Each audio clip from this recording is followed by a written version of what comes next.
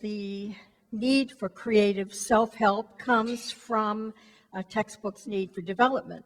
It needs development in order to be successful, both commercially and pedagogically. And development is a lot of different things, but these are the definitions that are used in our book, Writing and Developing Your College Textbook. It defines it in these two ways, and my talk today deals with the second definition, which is a process that textbook authors sometimes have to undertake on their own.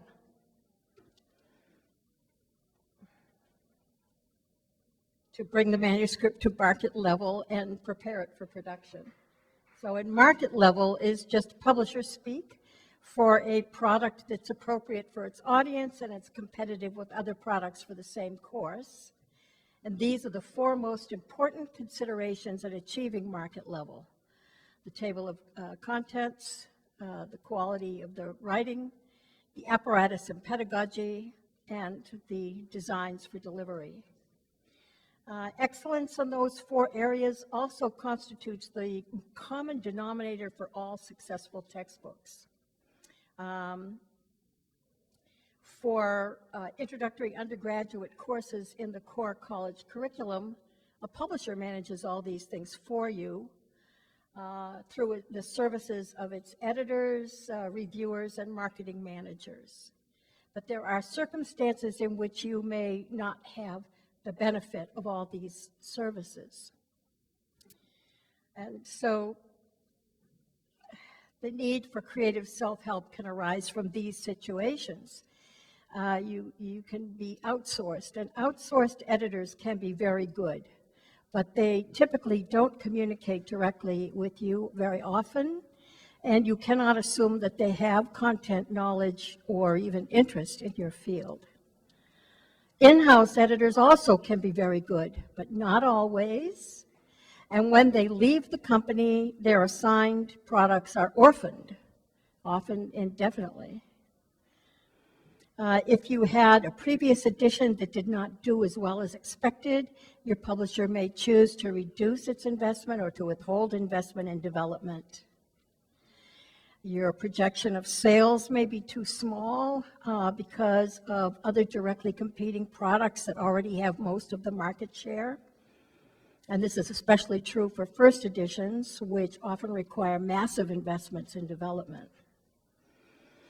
And the publisher must decide in those situations whether to bite the bullet and make the investment, or they may have other products in their pipeline for other courses that they feel are better bets for their investment dollars.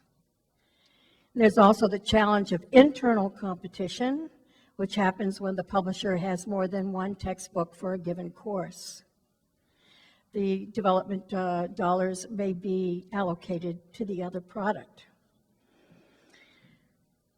Development is expensive, and your market may be too small to warrant the investment in development. This may be because you've written for an upper level course that has smaller enrollments, and that attracts only a small number of students.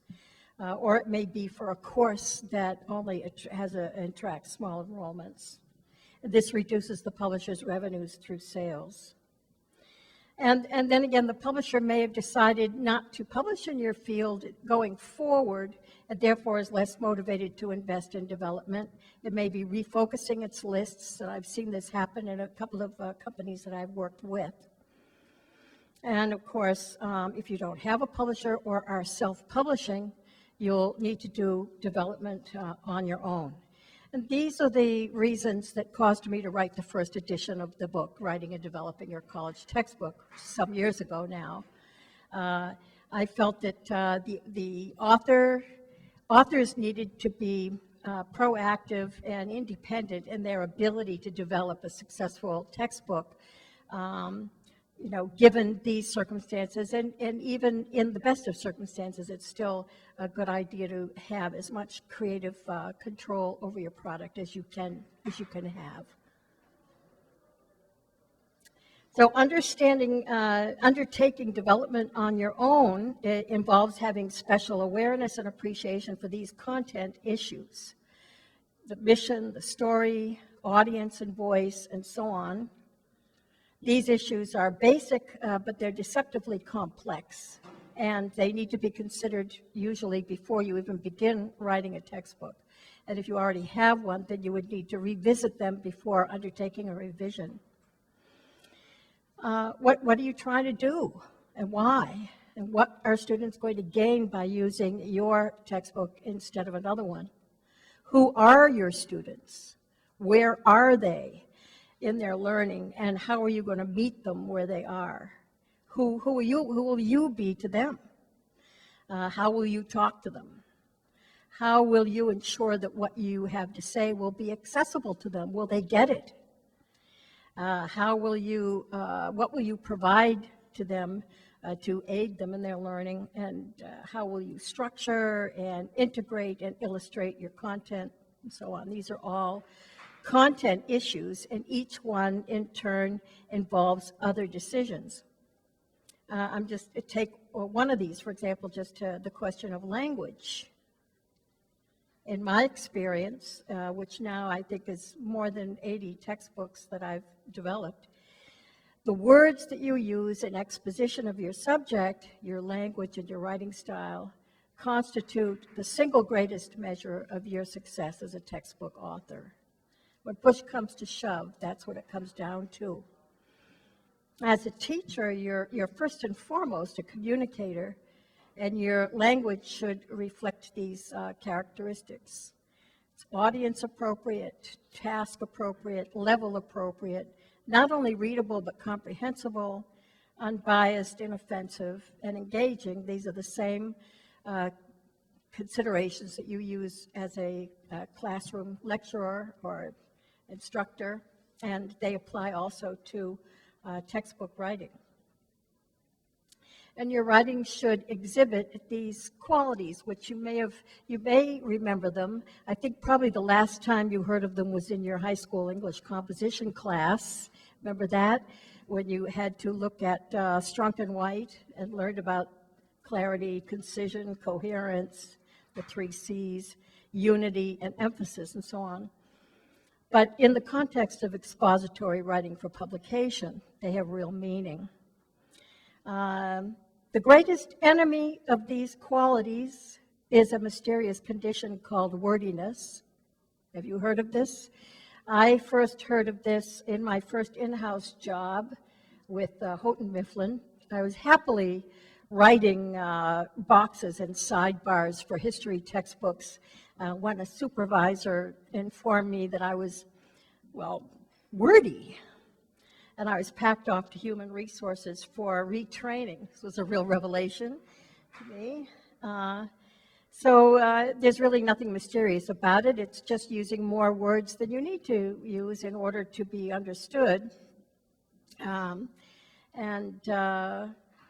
Almost everyone is wordy. We all are wordy because of being academics and intellectuals. There's a natural tendency to be wordy. We maybe lard our prose with unnecessary phrases and clauses, kind of like lawyers making sure that there are no loopholes. We unnecessarily spin out arguments, Descartes-like, to their obvious logical conclusions. Sometimes we're self-indulgent with our little parenthetical observations and attempts at humor and so on, as in navel gazing. Sometimes we want to try to cover every possible example, ramification, result, or exception. And sometimes we're just wordy out of hubris or defensiveness. Sometimes we're not really certain of what it is we're trying to say or what we think we know or ought to know. And we're mostly wordy to some extent. And I challenge you on the spot to take one paragraph at random from one of your chapter manuscripts and reduce the number of words by 1/3 without compromising meaning. This is a homework assignment. And here's an example, which it comes out as item 1 on your handout. This is from a textbook on ancient history in the Near East. It has 117 words. See if you can reduce it by a third, which is 39 words. You can revise as needed to improve the writing and the clarity of the meaning. And I'll just give you a couple of minutes to consider this. See how you do.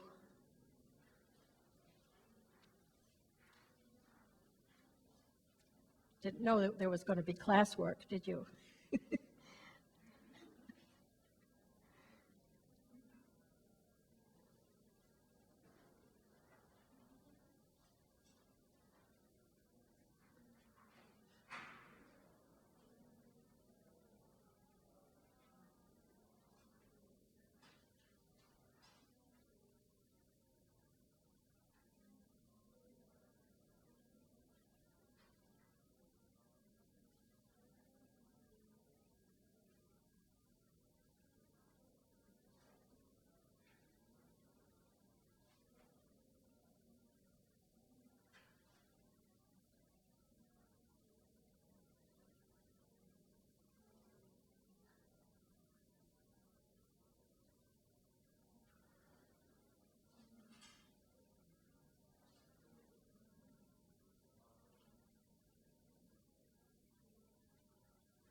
I see a couple of people who finished their edit. I don't want to take up too much of your time by having me stand here and be silent. So I'll show you how I did it. This is item 1 on page 2 of your handout. My version has 78 words, which is a reduction by 1/3. In addition to concision, this paragraph also has better clarity, unity, coherence, and emphasis than the original. Even, for example, starting with the topic sentence, which is the first sentence of the paragraph. Of course, there's no one right way to do these things, and you may very well also have an equally good paragraph that is not wordy. This paragraph not only says everything that needs to be said in a readable and comprehensible way, but it also gets the learner to the core point much more quickly and efficiently than the wordy passage that we started with. I hope you'll agree with that. But now, aside from wordiness, the other great bugbear of textbook writing has to do with readability and difficulty, which are often confused, because you can have perfectly readable prose that nevertheless is very difficult to acquire in terms of its meaning. You can have appropriate vocabulary that's well defined, you can have correct grammar, and everything can be have correct punctuation, reasonable sentence length, all the things that have to do with readability, but you can still defeat the learner's attempt to acquire meaning. So if you make a leap of logic, or if you omit a premise, if you have a hidden subtext, or if you build on a mistaken assumption about the reader, you are completely defeating the reader's quest for meaning. So there is a difference there. This is a textbook example from another history textbook called, the section is called Intellectual Life in 5th Century Greece. This is number 2 on your handout. This is very easily comprehended reading. All of the vocabulary terms and grammar and so on are all clear. But the meaning is not equally accessible because it is a difficult passage. It's a passage I would call difficult. Why? You see why? What makes this difficult for a learner to understand what the point is of this paragraph? Any ideas? Everybody's looking at me very solemnly. All right, well, here's my assessment of it as a development editor. Here's what I think makes this perfectly readable passage difficult. First of all, there's an unnecessary aside about makeup. This interrupts and sidetracks the reader. After the cosmetic surgery, most readers unconsciously will go back and reread the sentence before it in order to understand the sentence that follows it. So this is an example of one of those interesting little side things that stuck in there because the author thought this was interesting, but it interferes with the acquisition of meaning. Then in the next sentence, after the cosmetic surgery, the reader has to imagine that mythology makes something come from nothing and that the gods have something to do with that.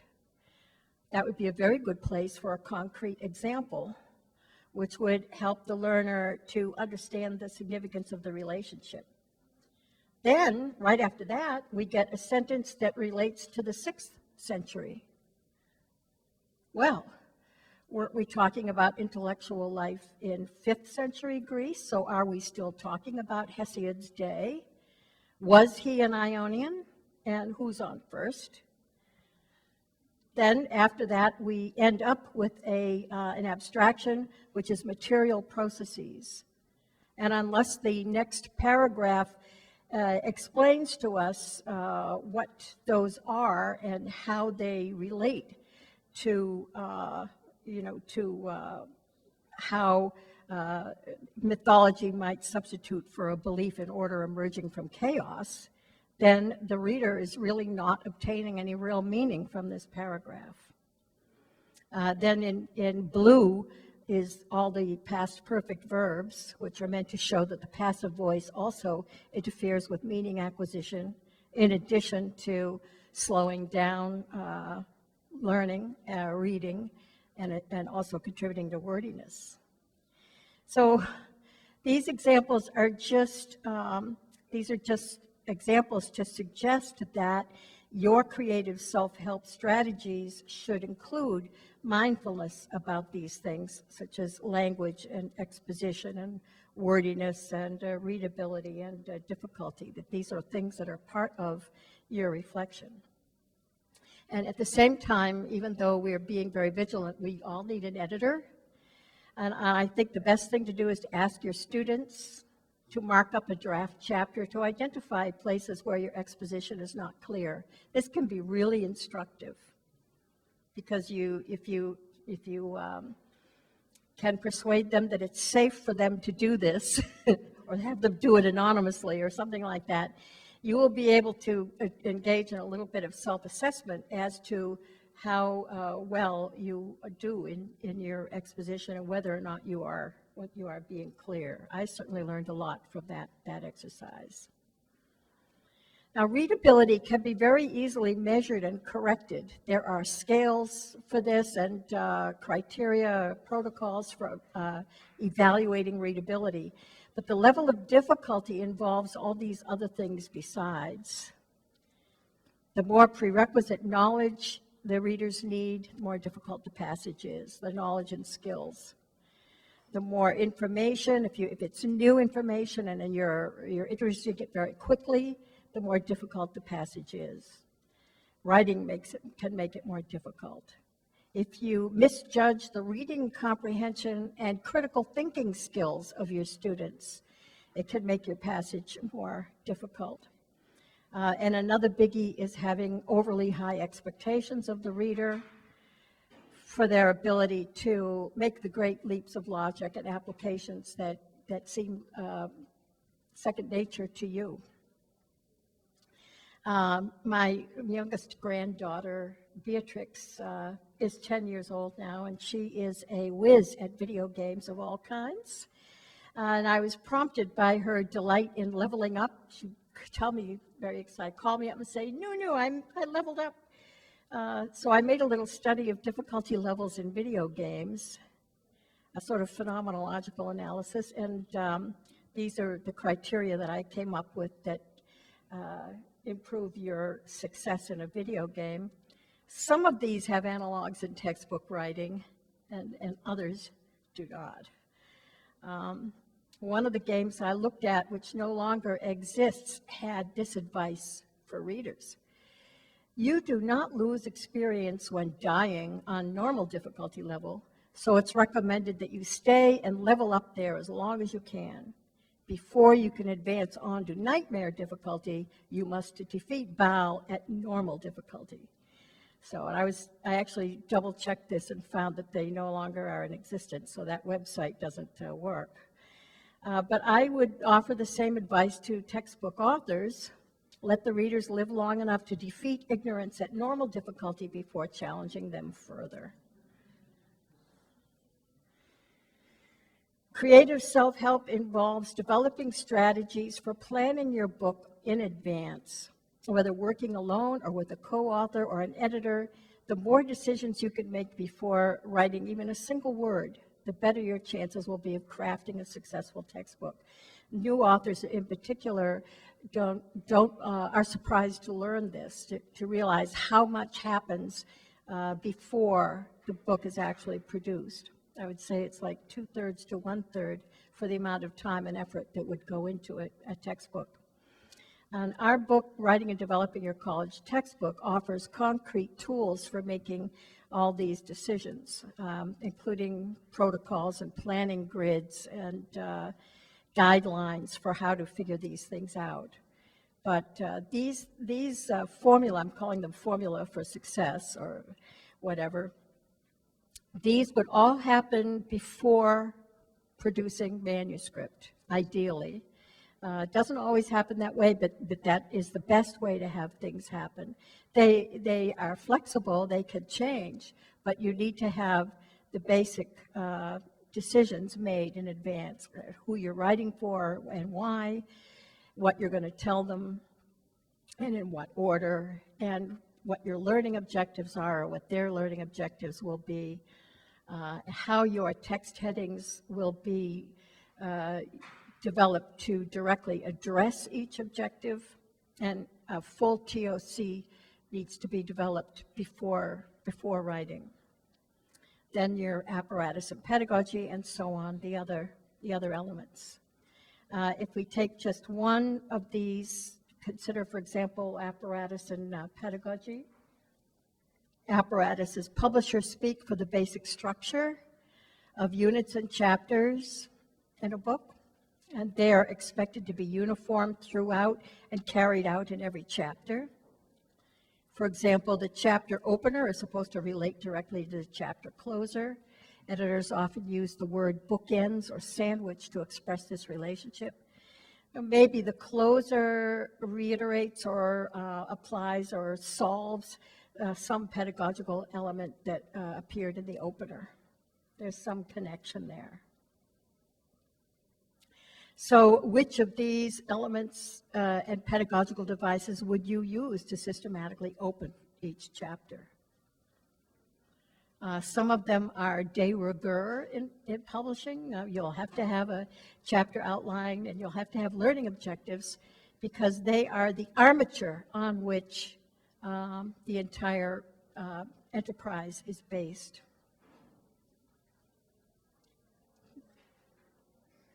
And here are the internal pedagogical features that are part of the apparatus that need to be systematically applied, and which ones will you choose to aid student learning in your textbook.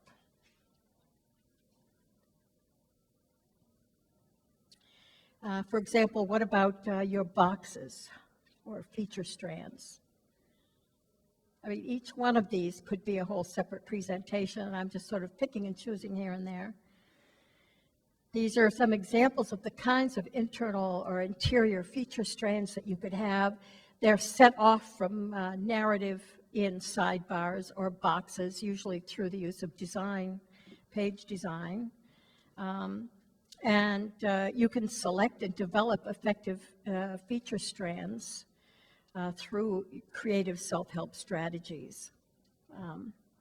Case studies, debates, profiles, models. These are all examples. Suppose you decide that you want to have case studies, for example. You would first decide how many cases to have, how long they would be, whether they would be illustrated, where they would appear in the chapter, ideally. as part of your plan. And then you would conceptualize each case. Doing this up front gives you a drafting aid that you could use to write a case, or your co-author could use to write a case, or a hired hand could use to write a case. Some kind of a chart that allows you to lay it out. In this case, you're identifying the chapter it's in, the title of the case or a working title, the author or the source of the case, what is the topic, what core concepts will be covered, what learning objective will the situation address, what is the situation, what type of situation is it, what type of a problem is going to arise from the situation, and how do you want students to respond to it? What are they supposed to do with the information? Will you have critical thinking questions or assignments? Are there other things that the students need to know that will enable them to use this, the information that's in this case? And how will they get that information? Will they have supporting data or supporting documents that will help them with this case? And how will their responses be evaluated? And are they going to talk to you or talk to each other about this? These are all things to consider when figuring out how the presentation of cases is going to aid you in your course. And it may seem like a lot to consider, but these feature strands in textbook writing, they're not just window dressing or infotainment. They need to have deep integration with expository narrative text, and they really should have positive, really solid pedagogical value for your readers. These are in the handouts also. This is a concrete example. It's hypothetical. Actually, it's based on an archaeology textbook that I worked on once. But so for chapter 5, the case title is Scandal Planting Artifacts in Yucatan. The topic is ethics in archaeology. Then there's a little list of what the core concepts are in that. The learning objective is that the student, when they're through with this case, they're going to be able to identify professional and ethical obligations in conducting archaeological field work. Then the situation. The situation may be something that you already know about, or it may be one that you would like to create a case for. So in this situation, a field worker has stolen some artifacts and seeded an excavation with them, which actually has happened in numerous occasions. There's all sorts of examples of archaeological fraud.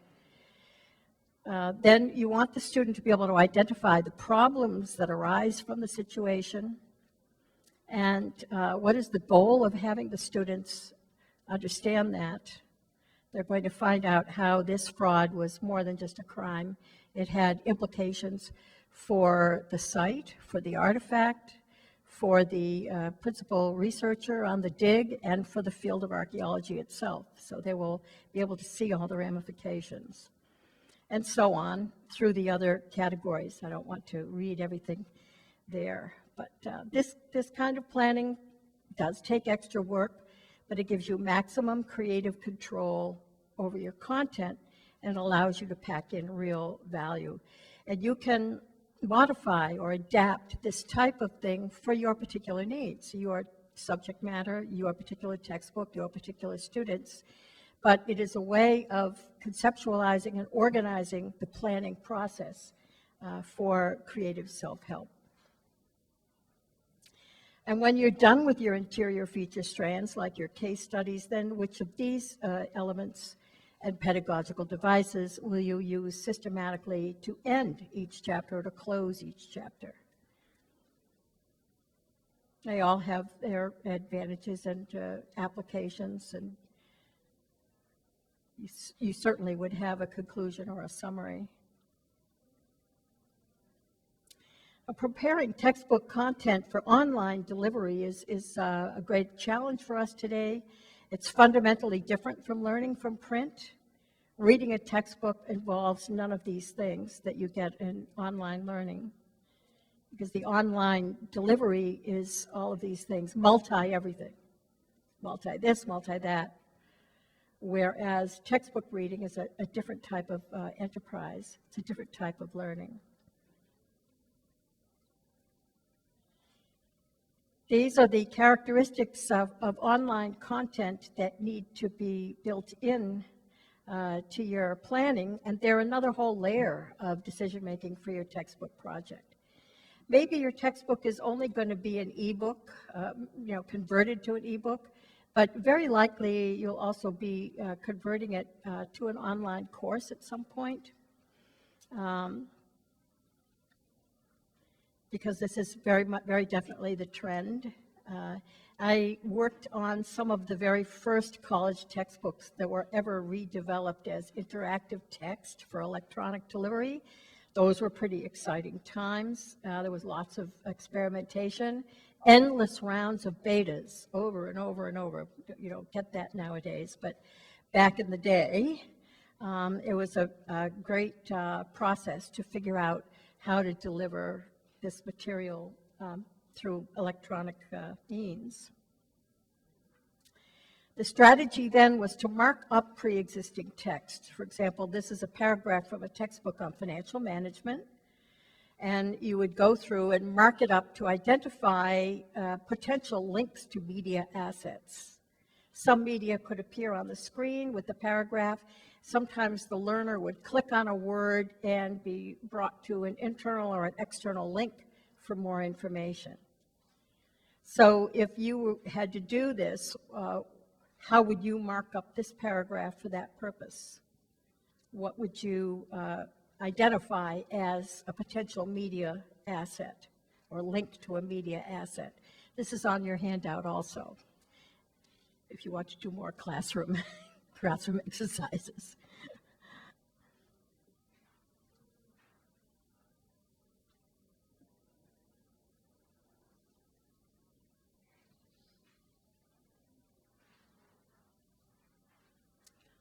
You maybe will mark words that you think will lead a reader to a definition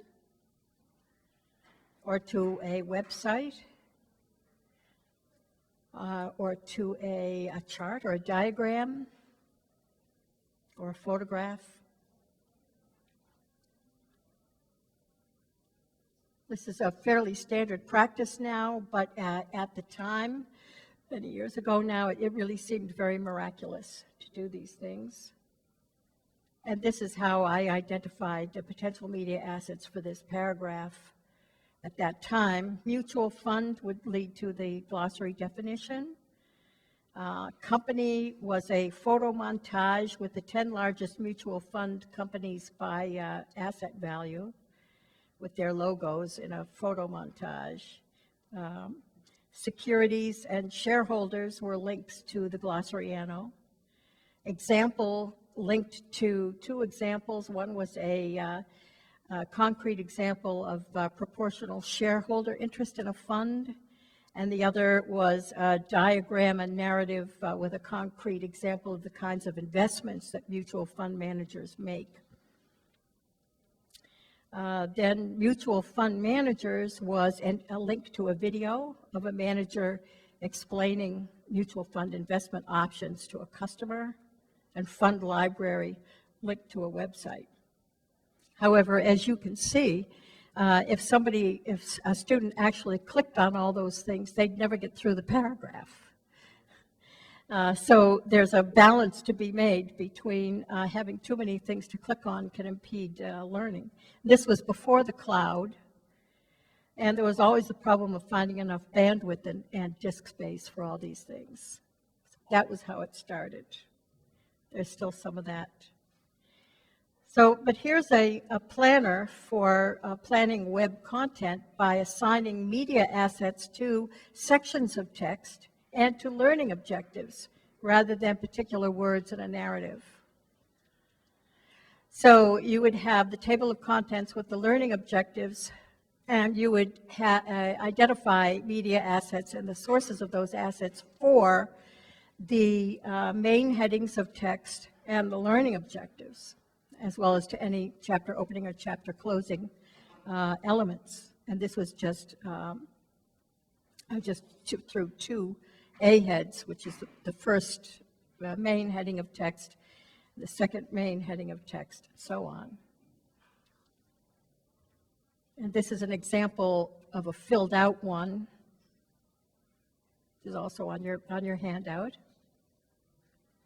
So the first A head, changing nature of retirement, the point of it is that investment advisors must redefine retirement for clients today. This is a textbook for people who are going to be investment advisors. The media assets that will support the learning objective, which is to redefine retirement in today's society and outline issues that retirees face, the media assets for that are in the next column. They will get a journal article, they'll get glossary definitions, they'll get statistics, current statistics, and a couple of charts. And then the main point of the second main heading of text is that investment advisors have to understand client risks in relation to population pressure and workplace changes. And the media assets support that topic and that learning objective. So this provides some flexibility as to exactly where the media assets are going to appear or be plugged in. But you will have planned out what you feel the most important things to include and where those are to be found, whether they're going to come from the print text, whether they're going to be a website, whether they're going to be new material that's created for the purpose, whether it's going to come from a journal, and so on. You can adapt this kind of approach to use with your content. And beyond this, in terms of electronic delivery, you're in the realm of developing an online course as a series of modules. And planning modules involves the same basic creative self-help process by answering all these questions, ideally before you would even begin to create a module or develop a module. What are you doing? What are the goals? How is each goal going to be met? How is the instructional design going to express each goal? What will be the structure of each module? What kinds of content will each module have? And then, of course, the learning objectives for students. The module content expresses the learning objectives.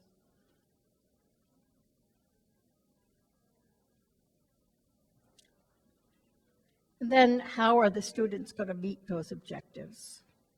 So these are basic organizing questions that help you to plan your product in a way that's both creative and very customized to your particular project.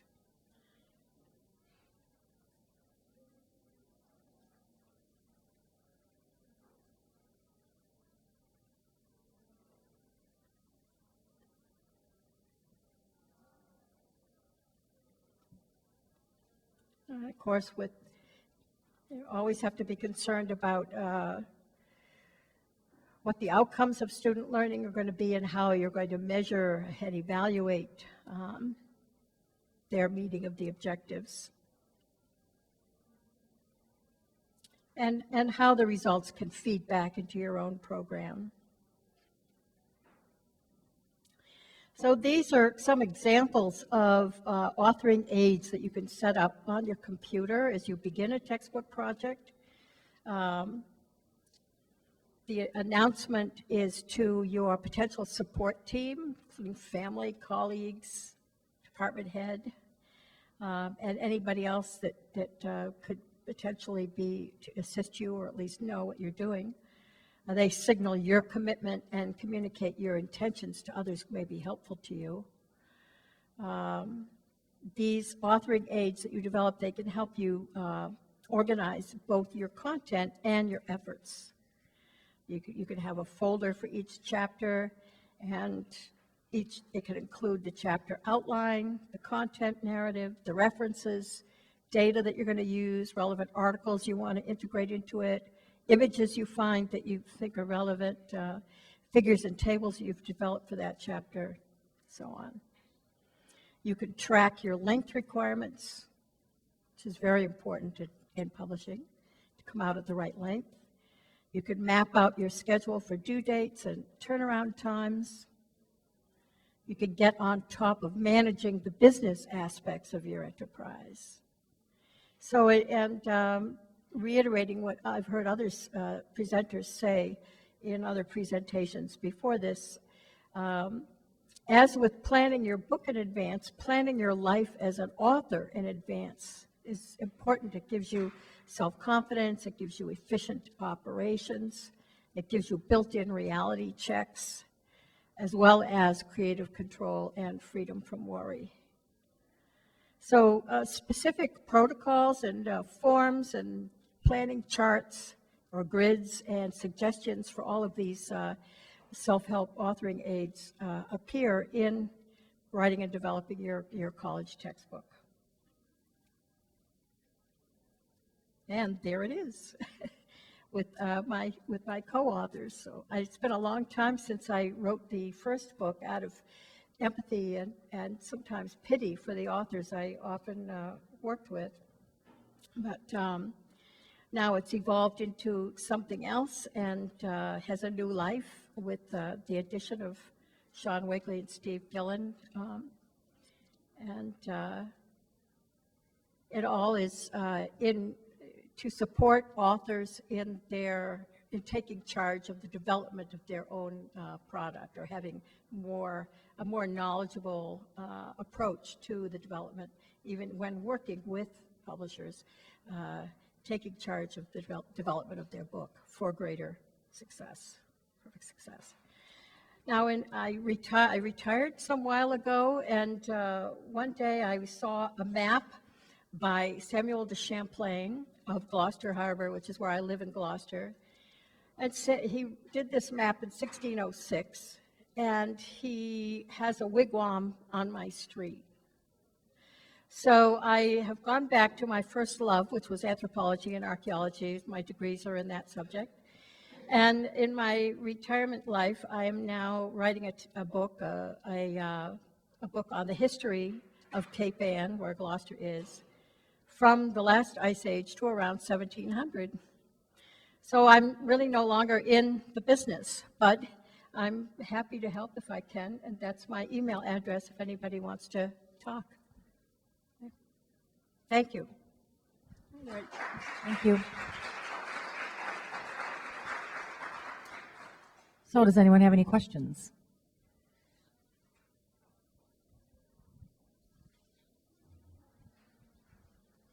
So you mentioned the difference in terms of online versus print textbooks, and I know a lot of books it is just kind of a PDF version that has the extra markup for connecting the dots and such to other concepts. But in terms of creating modules out of that content and defining the learning objectives, do you have any advice on breaking the content down into those sound bites that often our students need? The modules are very brief. They're very definitely right to the point, with little opportunity for elaboration. All the elaboration is in the links. So the thing there is to really distill exactly what it is you're teaching and state it as a main point. And then if the student can then have all these other resources they can go to in order to elucidate that, or have examples of it, or whatever, or define it. But so that's the biggest challenge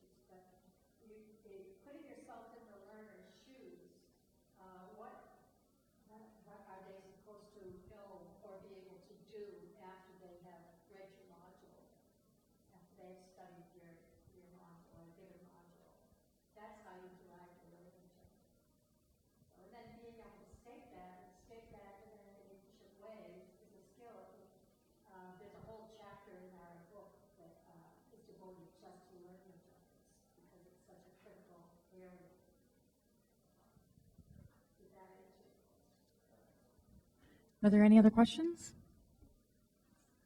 Okay. Mary Ellen, can you grab the microphone out of there so you're talking into that? Thank you. Yeah, it's sort of a follow-up. The learning objectives is certainly very important for assessment right now. So our colleges are accredited every 10 years, and we have to come up with learning objectives and how we assess them. Right. But I noticed and read in your book that could be part of the chapter openers. Yep. And I'm wondering whether students are really interested in reading through 10 or 20, itemized list of what they should learn at the end of this chapter. Like, wouldn't they rather dive in and learn it as they go? I'm just wondering if they actually read that and if you recommend putting that at the beginning of a chapter. I think it partly depends on the field that you're writing in and also on the level that you're writing at. The higher the level, the more benefit to the reader to know what the learning objectives are. And the introductory student perhaps doesn't need to be intimidated by a list of what it is they're expected to be able to do. Maybe, I don't know. The thing about the learning objectives is that it is the apparatus for everything that has to do with your textbook. The test bank author will use the learning objectives to write the test items. The study skills, whoever's supplementing your study guide or whatever, is going to use your text headings and your learning objectives as the structure for everything that they do. All of the, even the it used to be acetate transparencies. Now it's electronic transparencies are all going to be geared to the text headings and the learning objectives. So whether you announce them to the student directly or not, they still are ubiquitous throughout the whole program. They bring all the elements of the program together. So I don't know. Does anyone have an answer for her or an opinion about whether the students should be told what it is they're supposed to learn? And when do we tell them that? Yes? Just a moment, please. If you're going to answer. As a developmental editor, I've worked on books that do it and don't do it, but I have not seen a publisher that doesn't want an author to have them. Yep. So, as Mary Ellen was saying, they form a framework for not just the chapters, but the ancillaries, and probably the illustration program and everything else. So, if as an author, if you can't be clear in your own mind about what do I want students to be able to do once they've read my chapter, then you're kind of wasting your time because you probably are just going to be writing in an unfocused way. Then where do they go for you as the development editor?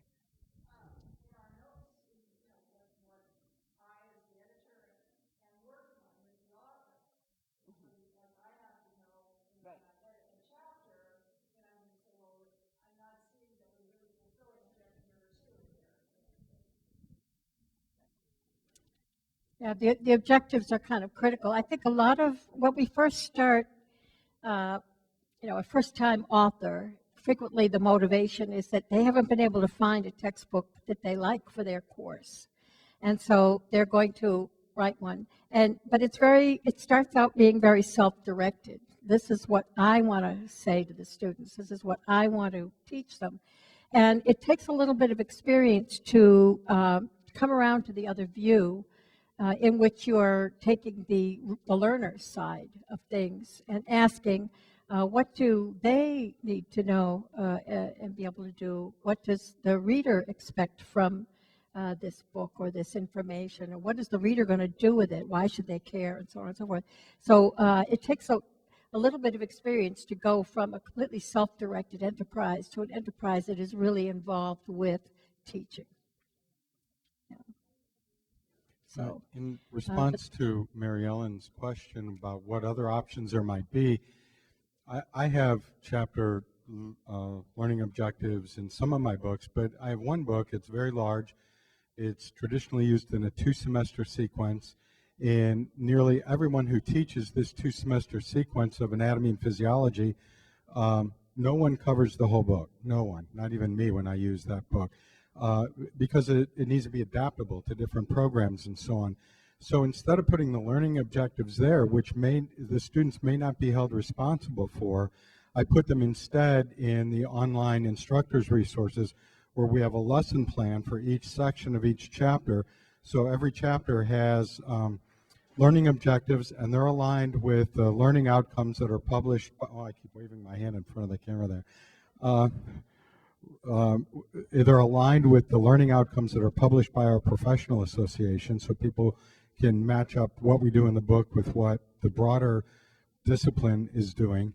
And then what we encourage is that it's in the form of a Word document, and we encourage the instructor then to pick and choose from those, maybe even massage them a little bit to fit their program, so that either the department or the program or the individual instructor can just copy that right into the syllabus.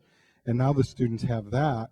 And since it's coming from the teacher and the teacher's telling them, this is what you'll be tested on, this is what you'll be responsible for, it might work a little bit better. I don't know, because I have the same question. Do students read the syllabus either? You know, I mean. Thank you. Any other questions? Oh, okay. Since nobody else, what you just said about do students read the syllabus at all, or do they care what's in the book? I just want to say I've heard presentations on not being an enabler for your students, and easier said than done, but we want to be nurturing and encouraging and all that, but we're also there to uphold certain standards. So that goes for what we write as well as everything else we do in dealing with students. Thank you very much, Mary Ellen. Thank you.